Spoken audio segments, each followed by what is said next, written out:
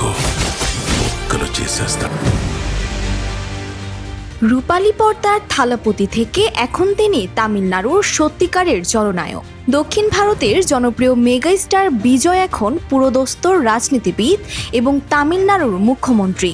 তবে তার এই রাজকীয় রাজনৈতিক উত্থানের সাথে সাথেই কোটি ভক্তের মনে জেগেছে একটি শঙ্কা, প্রিয় তারকাকে কি আর কোনোদিন বড় পর্দায় দেখা যাবে?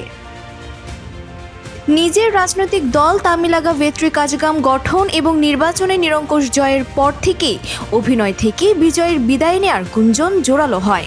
ভারতীয় সংবাদ মাধ্যম টাইমস অফ ইন্ডিয়া বলছে, এইচ বিনোদ পরিচালিত আসন্ন চলচ্চিত্র জননায়গান পলিটিক্যাল অ্যাকশন থ্রিলারটি হতে পারে বিজয়ের ক্যারিয়ারের শেষ সিনেমা। সিনেমার নেপথ্য কারিগর শ্রীনাথ ইঙ্গিত দিয়েছেন, বর্তমানে রাজনীতির ব্যস্ততায় বিজয়ের নতুন কোনো চলচ্চিত্র নিয়ে ভাবার অবকাশ নেই। খুব শীঘ্রই প্রেক্ষাগৃহে আসছে জননায়গান।